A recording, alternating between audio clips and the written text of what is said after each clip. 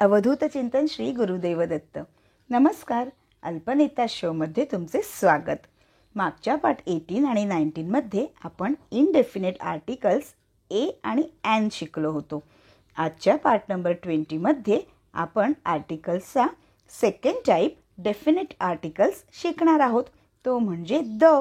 हा व्हिडिओ बघता बघता आपल्या चॅनलला लाईक करा, शेअर करा आणि सबस्क्राईब देखील करा आणि बेल आयकनला सुद्धा नक्की प्रेस करा. ज्यांचा पार्ट नंबर 18 आणि 19 मिस झाला असेल त्यांनी आर्टिकलचा फर्स्ट टाईप इनडेफिनेट आर्टिकल्स नक्की आणि आवर्जून बघावा. तर आता डेफिनेट आर्टिकल द म्हणजे निश्चित लेखाचे काही नियम, म्हणजेच निश्चित दर्शता उपपदाचे काही नियम.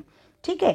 आर्टिकल द हा एकवचनी किंवा अनेकवचनी संज्ञांच्या आधी वापरला जातो. तो म्हणजे काय, जो विशिष्ट आहे तेव्हा द वापरला जातो.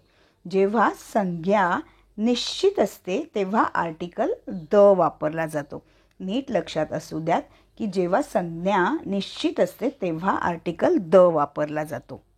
म्हणजेच काहीतरी विशिष्ट ओळखण्यासाठी द वापरतात.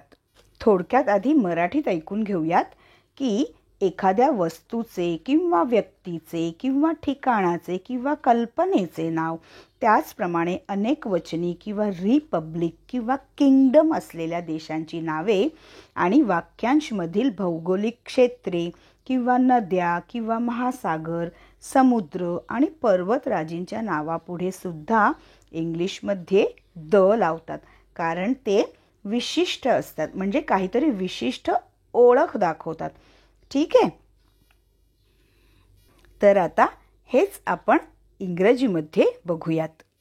आपण वेगवेगळी उदाहरणे घेऊयात. कोणाबद्दल किंवा कशाबद्दल बोलले जात आहे ते वाचणाऱ्या किंवा ऐकणाऱ्यासमोर स्पष्ट असल्यास त्या नामासोबत द वापरावे. तर सर्वप्रथम ग्रुप ऑफ आयलँड्स किंवा डेझर्ट्स म्हणजेच काय, वाळवंट, ह्यांच्या नावाच्या आधीसुद्धा दचा उपयोग होतो. फॉर एक्झाम्पल द अंदमान्स किंवा the Nicobar islands, the Sahara. सहारा काय आहे, वाळवंट आहे ना, डेझर्ट आहे, द सहारा डेझर्ट. ठीक आहे. सेकंड बघूयात, कोणतीही नदी किंवा समुद्र किंवा महासागर किंवा जंगलांची नावं, त्यांच्या आधीसुद्धा द लागतो. फॉर एक्झाम्पल द इंडस, हे काय आहे, रिव्हर आहे, बरोबर.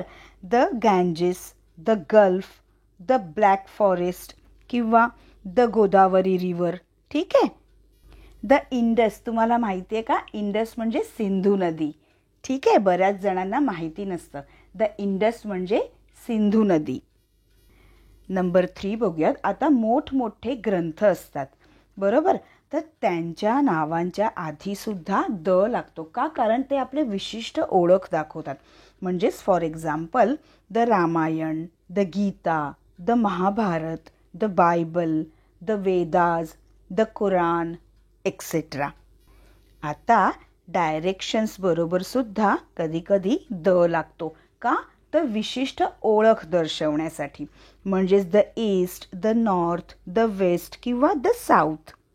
एक लक्षात असून द्या, ज्या वस्तूंची किंवा ठिकाणांची आपल्याला विशिष्ट ओळख दर्शवायची असते तेव्हा, म्हणजे ती निश्चित असते तेव्हा आपण द वापरतो. ओके. आता फॉर एक्झाम्पल नेक्स्ट बघूयात की दुनियामध्ये किंवा वर्ल्डमध्ये कोणती गोष्ट एकच असते तर त्याच्या पुढे सुद्धा आधी द लावतात. का, कारण ते विशिष्ट आहे. For example the world, the sun, the earth, the moon, the sky, the universe, the Taj Mahal. ठीक आहे. मी वेगवेगळे हेडिंग देऊन उदाहरणं का देते, तर आपल्या नीट लक्षात राहावे म्हणून. ठीक आहे. आता काही वेळेला डेट्स ऑफ मंथ्स सुद्धा असतात, त्यांच्या पुढे सुद्धा आपण द लावतो. म्हणजे का, की ती विशिष्ट ओळख दर्शवण्यासाठी. For example the 20th of March, the 6th of November, the 1st of June etcetera. Next बघूयात काही हिस्टॉरिकल प्लेसेस. आता या हिस्टॉरिकल प्लेसेस किंवा बिल्डिंग्ज असतात किंवा त्यांच्या पुढे सुद्धा काय लागतं, द लागतो, म्हणजे आधी. पुढे म्हणजे काय, आधी, म्हणजे ते बोलताना. मराठीत बोलताना मी काही वेळेला पुढे बोलते, म्हणजे ह्याचा अर्थ काय असतो की त्या संज्ञांच्या किंवा त्या नाऊनच्या आधी. ठीक आहे. For example, the Red Fort, the Taj Mahal, the Jama Masjid, the India Gate, the Gateway of India, etcetera. बरोबर आहे का? तर ह्यांची विशिष्ट ओळख दर्शवण्यासाठी आपण द वापरतो. नेक्स्ट बघूयात. आता कोणतं एरोप्लेनचं नाव सांगायचं असेल किंवा रेल्वे म्हणजे काय, ट्रेन्स असतात, हो की नाही. रुळावरून ट्रेन्स जातात, तर त्या ट्रेन्सची नावं विशिष्ट दर्शवण्यासाठी, किंवा समुद्र जहाज असतो त्यांचं नावं, त्यांच्या पुढे सुद्धा काय लागतं, त्याच्या आधी सुद्धा द लागतो. तर for example, the Vikrant, the Vande Bharat express, the Indian airlines. ठीक आहे. नेक्स्ट बघूयात. आता देशांच्या नावाच्या पुढे सुद्धा काय लागतं, द लागतो. ठीक आहे. म्हणजेच the United kingdom, the India, the UAE. म्हणजे काय, आपण त्याचं विशिष्ट दर्शवतोय. ठीक आहे. त्याच्यात विशिष्टता आहे म्हणून त्याच्या पुढे काय लावतो आपण, द ने सुरुवात करून मग तो नाऊन किंवा संज्ञा काय पण आपण दर्शवतो. इंग्रजी newspaper, the times of India. बरोबर आहे.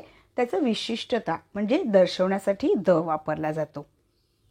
आता मोठे मोठे महासागर असतात किंवा समुद्र असतो किंवा कोणतं हॉटेल दर्शवायचं असेल किंवा एखादी राजकीय संघटना असेल किंवा एखादा राजकीय पक्ष असेल किंवा वस्तुसंग्रहालय असेल, तर तेव्हासुद्धा आपण दचा वापर करतो. For example, the Indian Ocean, the Atlantic Ocean, the Black Sea, the Taj, the Congress party, the BJP party, the Shiv Sena party, the Bajrang Dal parties, अशा सो मेनी आहेत. मग द छत्रपती शिवाजी महाराज वस्तू संग्रहालय, वस्तू नाही आहे ॲक्च्युली, ते वास्तू संग्रहालय आहे. ठीक आहे. सो द छत्रपती शिवाजी महाराज वास्तू संग्रहालय. तर मित्रांनो, असे 100हून अधिक खूप सगळे डेफिनेट आर्टिकल्स आहेत, म्हणजेच निश्चित उपपद आहेत की ज्यांची विशिष्ट ओळख दर्शवण्यासाठी द वापरतात. तर मित्रांनो, आज इथे आपले आर्टिकल्सचे 2 टाइप्स, इनडेफिनेट आर्टिकल्स म्हणजे ए आणि एन, आणि सेकंड टाइप डेफिनेट आर्टिकल्स म्हणजे द, हे पूर्ण झाले आपल्या पार्ट नंबर 18, 19 आणि 20 मधून.